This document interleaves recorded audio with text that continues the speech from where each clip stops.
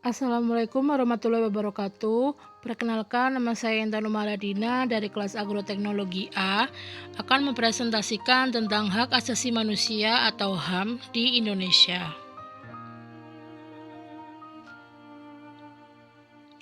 Sejarah HAM. Sejarah HAM atau hak asasi manusia berawal dari dunia barat atau Eropa.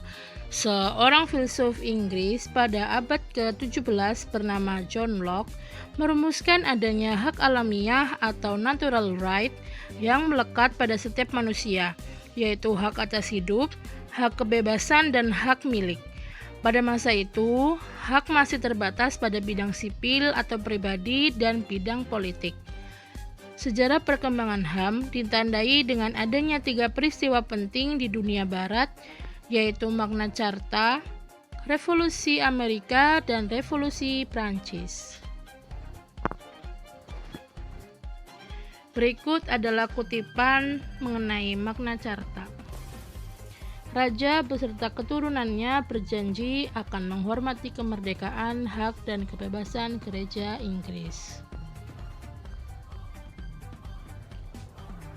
Hak asasi manusia adalah sebuah konsep hukum dan normatif yang menyatakan bahwa manusia memiliki hak yang melekat pada dirinya karena ia adalah seorang manusia. Hak asasi manusia berlaku kapanpun, dimanapun, dan kepada siapapun, sehingga sifatnya universal. HAM pada prinsipnya tidak dapat dicabut. Hak asasi manusia juga tidak dapat dibagi-bagi, saling berhubungan, dan saling bergantung.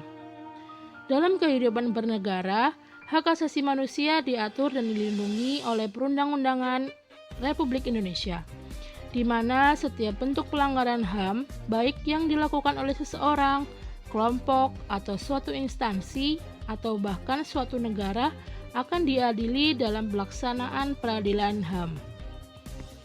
Pengadilan HAM menempuh proses pengadilan melalui hukum secara peradilan HAM, sebagaimana terdapat dalam Undang-Undang Pengadilan HAM.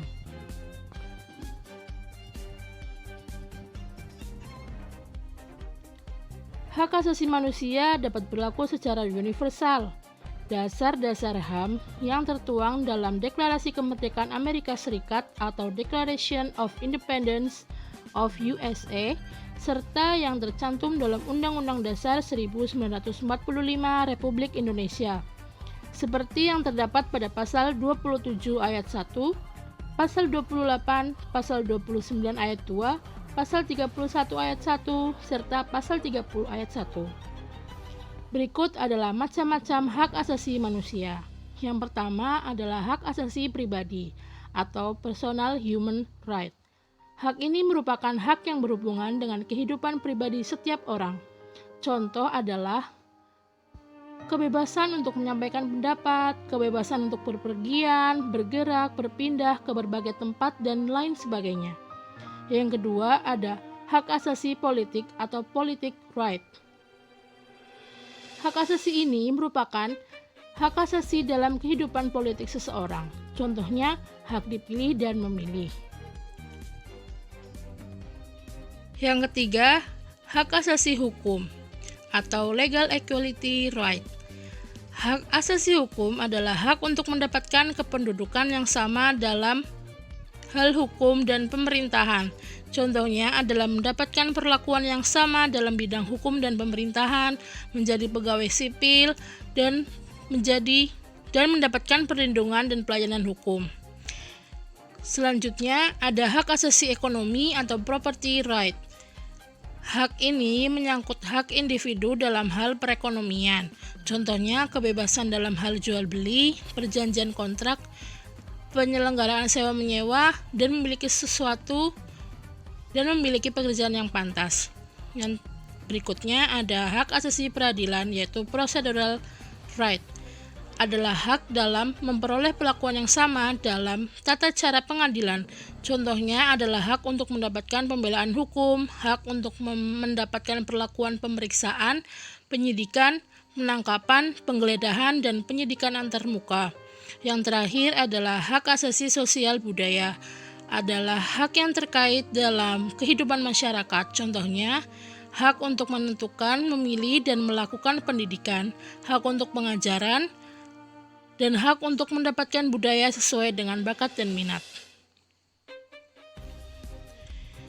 Kemudian ada pengertian HAM menurut para ahli. Yang pertama ada dari John Locke, yaitu hak asasi manusia adalah hak yang langsung diberikan Tuhan kepada manusia sebagai hak yang kodrati. Oleh sebab itu, tidak ada kekuatan di dunia ini yang bisa mencabutnya. Hak memiliki sifat yang mendasar dan suci. Yang kedua ada dari Jan Matterson. HAM adalah hak-hak yang ada pada setiap manusia yang tanpanya manusia mustahil hidup sebagai manusia. Yang terakhir ada dari Miriam Budiarjo. HAM adalah hak yang dimiliki setiap orang sejak lahir di dunia. Hak itu sifatnya universal karena hak dimiliki tanpa adanya perbedaan, baik itu ras, jenis kelamin, suku, dan agama. Kemudian ada hak asasi manusia menurut Piagam PBB. Yang pertama ada hak berpikir dan mengeluarkan pendapat. Yang kedua ada hak memilih sesuatu. Yang ketiga ada hak mendapatkan pendidikan dan pengajaran. Yang keempat ada hak menganut aliran kepercayaan atau agama. Yang kelima ada hak untuk hidup. Yang keenam ada hak untuk kemerdekaan hidup. Yang ketujuh ada hak untuk memperoleh nama baik.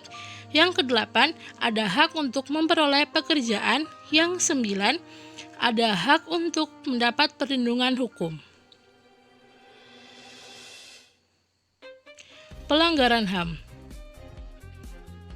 Pelanggaran HAM adalah setiap perbuatan seseorang atau kelompok orang termasuk aparat negara, baik disengaja ataupun tidak disengaja, atau kelalaian yang secara hukum mengurangi, menghalangi, membatasi, dan atau mencabut hak asasi manusia seseorang atau kelompok orang yang dijamin oleh undang-undang ini, dan tidak didapatkan atau dikhawatirkan tidak akan memperoleh penyelesaian hukum yang berlaku. Undang-Undang Nomor 26 Tahun 2000 tentang Pengadilan HAM. Berikut adalah contoh kasus pelanggaran HAM di Indonesia. Yang pertama ada peristiwa Trisakti dan Semanggi. Yang kedua kasus Marsinah. Yang ketiga aksi bom Bali. Yang keempat peristiwa Tanjung Priok. Yang kelima kasus penganiayaan wartawan Udin. Yang keenam kasus pembunuhan Munir. Berikut adalah penyebab pelanggaran HAM. Penyebab pelanggaran HAM memiliki dua faktor. Yang pertama faktor eksternal dan faktor internal. Faktor eksternal ada penyalahgunaan kekuasaan, ketidaktegasan aparat penegak hukum, penyalahgunaan teknologi, kesenjangan sosial dan ekonomi yang tinggi. Yang kedua ada faktor internal, yaitu sikap egois atau terlalu mementingkan diri sendiri, rendahnya kesadaran HAM, dan sikap tidak toleran. Sekian dari saya tentang pembahasan hak asasi manusia di Indonesia.